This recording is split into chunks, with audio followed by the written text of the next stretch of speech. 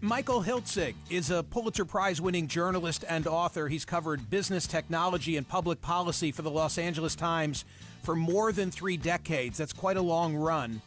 He wrote a piece for the Times recently that I've been talking about for several days. It ran under the headline, "Mocking Anti-Vaxxers COVID deaths is ghoulish. Yes, but maybe necessary." It's posted at Smerconish.com. It's in my daily newsletter today, and it has inspired today's survey question. I want to know if you agree with his sentiments, but first, give a listen to what he has to say. Michael, thank you so much for being here. I have to believe this generated a huge reaction for you. It absolutely was a huge reaction. I can say that it's the largest reaction that I've had to a column, I think, ever in more than 5 years of writing the column. And in terms of email response, candidly, the most negative. Really? Well, you wonder if there's confirmation bias, whether that represents really the way people see the issue, or if it just brings out the passion of people who are against. I can tell you how you're doing here on the airwaves before people have heard from you. I've aired the column already and read portions of it. And the sentiment I most often hear is from people who say, I've kind of been thinking it. I don't know that I would have said it until Michael Hiltzik wrote it, but it's the sort of thing people are saying at the dinner table or the water cooler. Let me begin this way. Kelly Ernby seems to have really crystallized the conversation. Who was she? Well, Kelly Ernby she's a local county level Republican functionary. She ran a few years ago for a seat on the state assembly here. She lost. But she's been sort of a committee member type in Orange County, California, for many years. She also has worked as a deputy district attorney. So she's essentially been a public servant and a Republican crusader. What she's known for, at least in this context, is that she's been crusading for years, even before the COVID pandemic, against vaccine mandates in California. And then ultimately contracted COVID, according to, I've read the coverage in the Times and the Orange County Register, according to her surviving spouse, she was unvaccinated and passed as a result of contracting COVID. That's the case. Her family has said, yes, she died of COVID complications and she was not vaccinated. So is she the prototype of individual that you have in mind when you offer these opinions?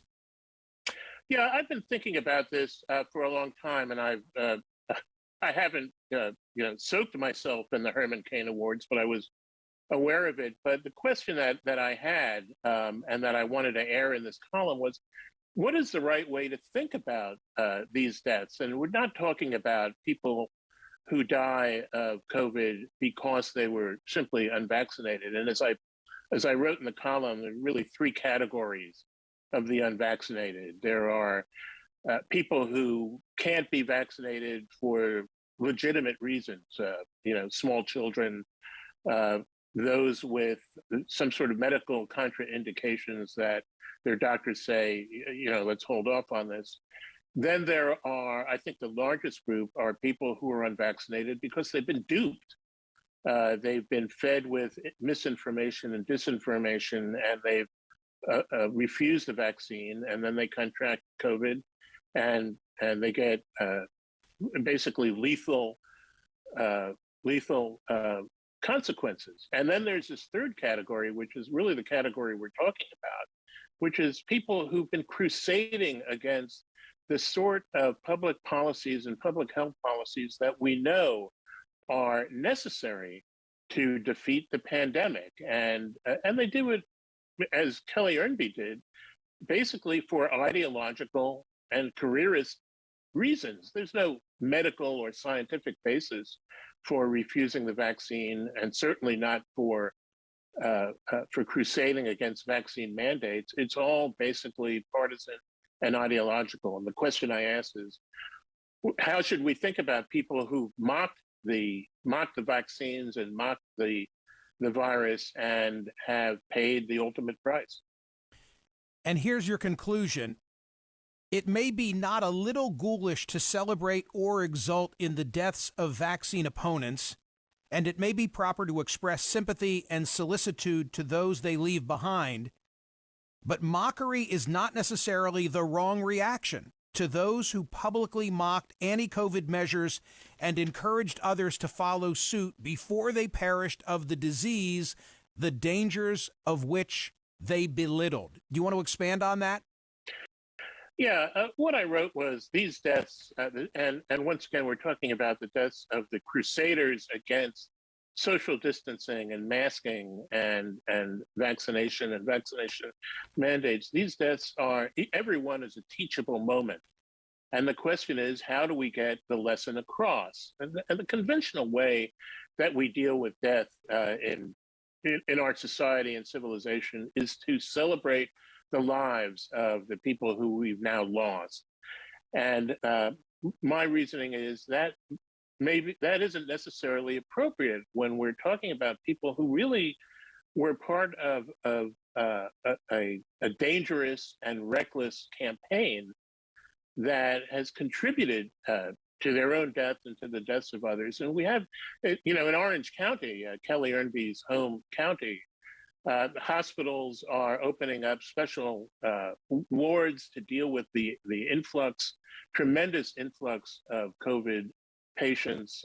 We've been reporting at the LA Times that ambulance services are delayed because there's such demand and increasingly fewer drivers because they've been affected. So these policies have real consequences. And when we deal with these deaths in the conventional way, we are erasing what these deceased has done. And I don't think we should erase it. I think we should make sure that people understand what they were up to before they died. Some may say this sounds rather uncivil, to say the least. In the column, you wrote this. This brings us back to the tenor of the online reaction to the deaths of Ernby and her fellow anti-vaxxers. Some of those who object to the tone of the commentary are merely voicing a variation on the civility argument that was commonly raised against critics of the intemperate and inhumane policies of the Trump administration. You, Michael Hiltzik, the Pulitzer Prize winner for the LA Times, say, as I observed then, pleas for civility are a fraud. How come? Yeah, I've been writing about this for several years. We hear these pleas for civility. They're almost universally designed to distract from what the critic is actually saying. And we hear these pleas for civility. They come from the incumbents. They come from privileged people. And the idea is, the suggestion is, well, gee, I'm willing to engage you in this discussion, but I can't abide the way you have put it. And I just think that's basically a tool in the hands of hypocrites, because they don't really want to engage in the discussion. And the first time that I wrote about this was the Red Hen meeting. If you remember this was when Sarah Sanders was sort of driven out of a restaurant in Virginia, I believe, by people, and I think staff at the restaurant, that protested her and the policies that she represented in the White House. And it was, well, gee, can't she eat in peace? And then Justice Gorsuch wrote a book, or at least published a book of his speeches and essays, in which he also spoke up for, gee, isn't it terrible that we don't have civil conversations anymore? Well, I think we're beyond that, and the civility argument, as I wrote, really is not something that's applicable to this in this context. I'm more sympathetic to your current argument than I am the Sarah Sanders argument. I thought it was appalling that they were hooted out of that restaurant, and I did see a boundary that I thought had been crossed in that case. In this case, what about those without a platform? What about people who are listening to us across the country right now who know someone, maybe a family member, a coworker, who refused to get vaccinated and succumbed as a result? Do you look at them the same way, or are you distinguishing between the case of the lawmaker or would-be lawmaker from Southern California who was out there using her platform as compared to a private citizen? I think those cases are distinguishable, as I wrote explicitly in the piece. I mean, there are people who have died from COVID, including some who've been vaccinated, and we should mourn those who've perished from this pandemic and are, in some sense, innocent. And they may be innocent because they were fed a lot of balderdash about the vaccines, or they were, because of community pressure, afraid to get vaccinated.